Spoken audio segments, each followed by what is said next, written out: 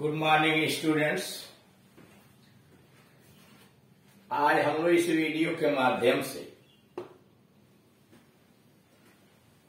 Noun class के विषय में जानकारी प्राप्त करेंगे। इसके पहले वाले वीडियोस के अंतर्गत आपको यह बताया गया है कि क्लास 3 तरह के होते हैं। प्रिंसिपल क्लास यानी प्रधान उपवाक्य या उसी को मुख्य उपवाक्य भी कहते हैं। दूसरा कोऑर्डिनेट क्लास यानी समान पदीय उपवाक्य, और तीसरा सबऑर्डिनेट क्लास आश्रित उपवाक्य। प्रिंसिपल क्लास वह होता है जो वाक्य में अपना अर्थ स्वयं पूरा कर लेता है या किसी दूसरे पर निर्भर नहीं होता है, और इसके पहले कोई भी कनेक्टिव वर्ड कंजंक्शन नहीं आया होता। कोऑर्डिनेट क्लास उसको कहते हैं जो वाक्य में अपना अर्थ तो पूरा करता है, लेकिन इसके पहले कनेक्टिव वर्ड आया होता है और किसी दूसरे उपवाक्य से जुड़ा रहता है, यानी कंजंक्शन के माध्यम से अपने पहले वाले उपवाक्य से जुड़ा रहता है। और तीसरे नंबर पर सबऑर्डिनेट क्लास आश्रित उपवाक्य जो अपना अर्थ स्वयं नहीं पूरा करते हैं बल्कि अपने अर्थ को पूरा करने के लिए दूसरों पर निर्भर रहते हैं, उन्हें कहते हैं आश्रित उपवाक्य सबऑर्डिनेट क्लास। ये सबऑर्डिनेट क्लास 3 तरह के होते हैं, नाउन क्लास, एडजेक्टिव क्लास और एडवर्ब क्लास। नाउन क्लास वह होता है जो नाउन का काम करता है, यानी संज्ञा का काम करता है। एडजेक्टिव क्लास उसे कहते हैं जो किसी नाउन या प्रोनाउन की विशेषता बताता है। इसलिए कि एडजेक्टिव विशेषता बताने का ही काम करता है। अगर वही काम कोई क्लास करता है तो उसको एडजेक्टिव क्लास कहते हैं। ठीक उसी प्रकार से एडवर्ब क्लास नाउन प्रोनाउन को छोड़कर वाक्य में किसी भी पार्ट्स ऑफ स्पीच की विशेषता बताता है, इसलिए इसका नाम पड़ जाता है एडवर्ब क्लास। अब यहां नाउन क्लास के विषय में चर्चा की गई। नाउन क्लास मुख्य रूप से 5 काम करता है, यानी संज्ञा भी आप जानते हैं मुख्य रूप से 5 काम करती है। नाउन किसी क्रिया का सब्जेक्ट बन सकता है, नाउन किसी क्रिया का ऑब्जेक्ट बन सकता है, नाउन किसी प्रीपोजिशन का ऑब्जेक्ट हो सकता है अथवा प्रीपोजिशन के बाद प्रयुक्त होता है, नाउन केस इन एपोजिशन के रूप में आता है, और 5वां नाउन इनकम्प्लीट वर्क यानी लिंकिंग वर्क का कॉम्प्लीमेंट के रूप में वह प्रयोग हो सकता है। ये 5 काम यहां आपको दर्शाए गए हैं। नाउन क्लास संज्ञा उपवाक्य संज्ञा की भांति काम करता है, यानी नाउन क्लास वह क्लास होता है जो संज्ञा का काम करता है। जैसे पहला काम नाउन का है as subject to a verb. Noun यानी संज्ञा किसी क्रिया का कर्ता के रूप में आती है। दैट ही विल कम कि वह आएगा, यह पूरा उपवाक्य है। एज सर्टेन निश्चित है। अब यहां that he will come as क्रिया का कर्ता है, और जब कर्ता के स्थान पर जो उपवाक्य प्रयोग होता है उसे कहते हैं नाउन क्लास, क्योंकि वो नाउन का कार्य करने के लिए आया हुआ है। What he says is not true, इसमें व्हाट ही सेज इज क्रिया का कर्ता है। वाई ही वेंट देयर, वह वहां क्यों गया, इज नॉट नोन, पता नहीं है।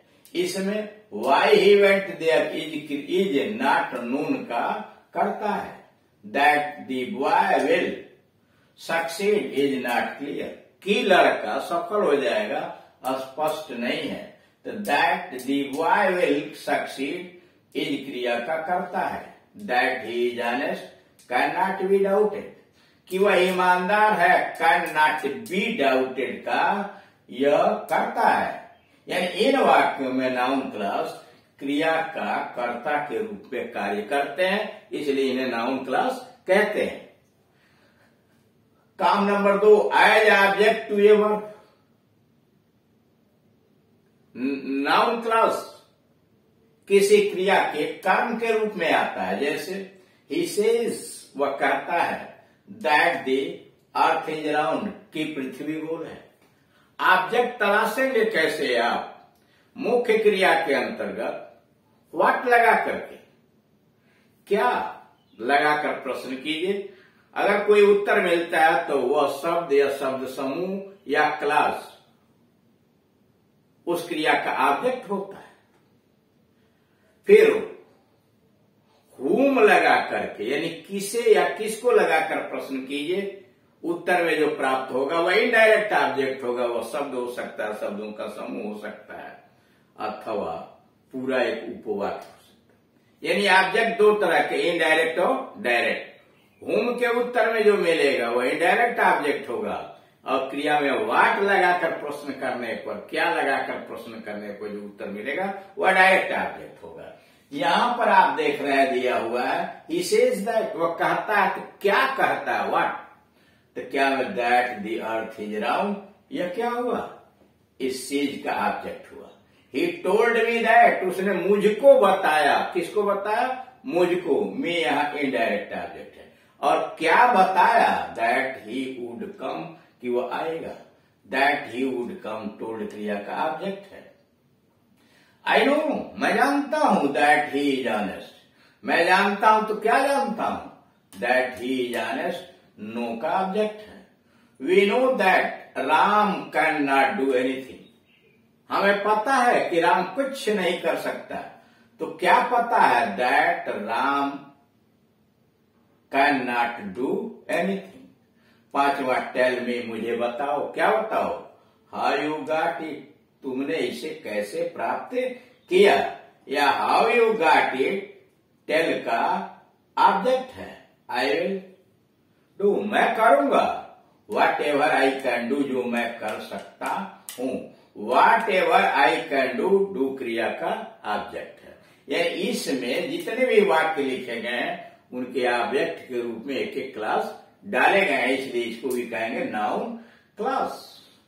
अब आइए आफ्टर ऑब्जेक्ट या आफ्टर ए प्रीपोजिशन या ऑब्जेक्ट टू ए प्रीपोजिशन, या तीसरा काम है लिसन टू व्हाट आई से, सुनो जो मैं कहता हूं। या व्हाट आई से टू प्रीपोजिशन के द्वारा गवर्न, टू प्रीपोजिशन का ऑब्जेक्ट हुआ।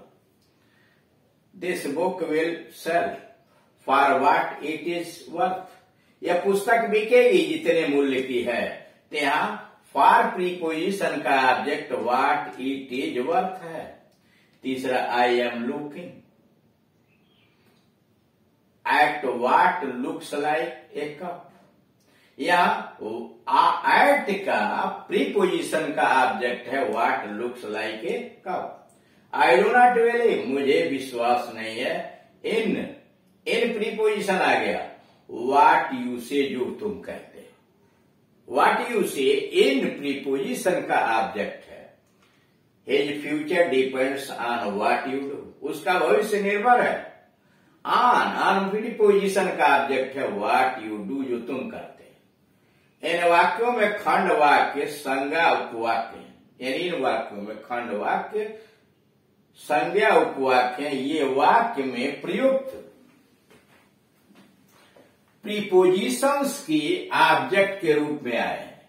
ये वाक्यों में प्रयुक्त प्रीपोजिशंस के ऑब्जेक्ट के रूप में आए, अर्थात प्रीपोजिशन के बाद में ये प्रयोग किए गए हैं।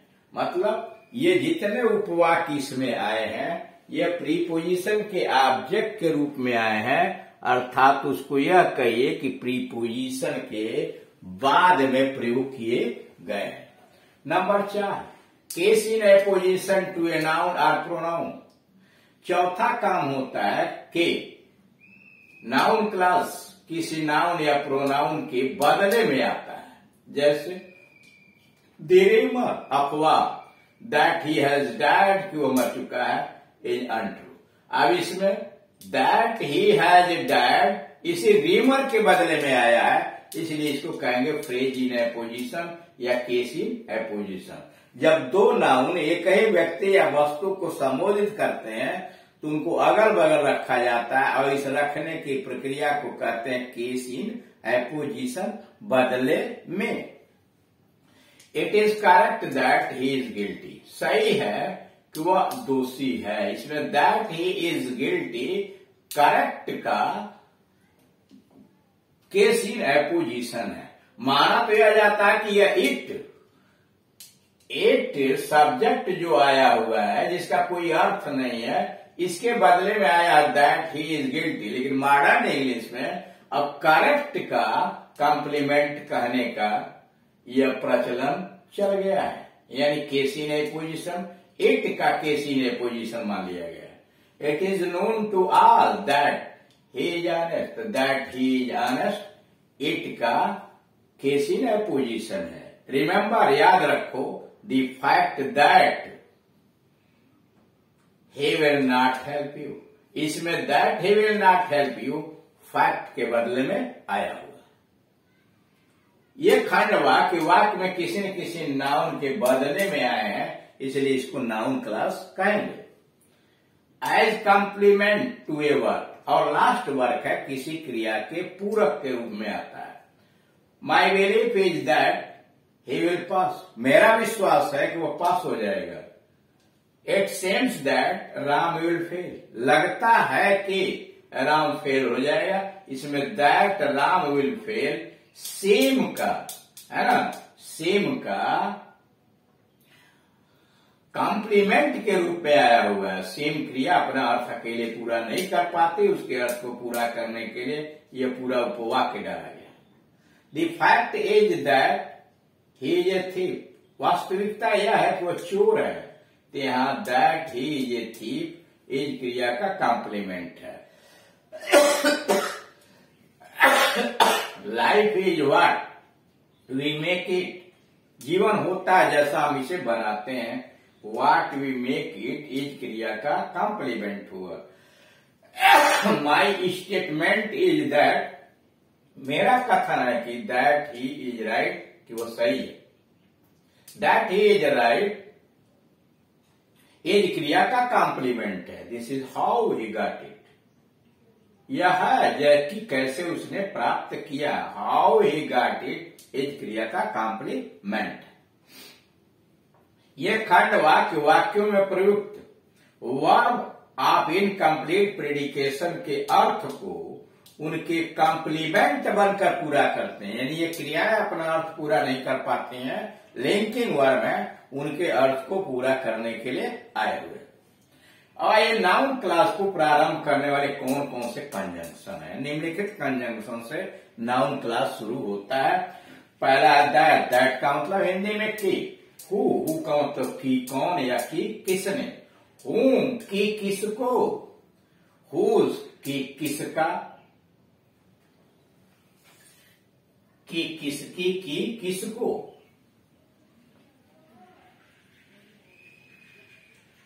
व्हेन की कहा, वेयर की कहा, व्हेन की कब, वाई की क्यों, हाउ की कैसे, हाउ मच की कितना, हाउ मेनी की कितने, व्हाट की क्या या जो कुछ भी व्हाट का मतलब होता है। इफ या वेदर का मतलब की क्या, और विच का मतलब की कौन सा। यानी ये ऐसे कंजंक्शन है जिससे नाउन क्लास की शुरुआत होती है। इस प्रकार से आपने देखा कि नाउन क्लास क्या है और नाउन क्लास कौन कौन सा काम करता है, कैसे उसको पहचानते हैं। Thank you.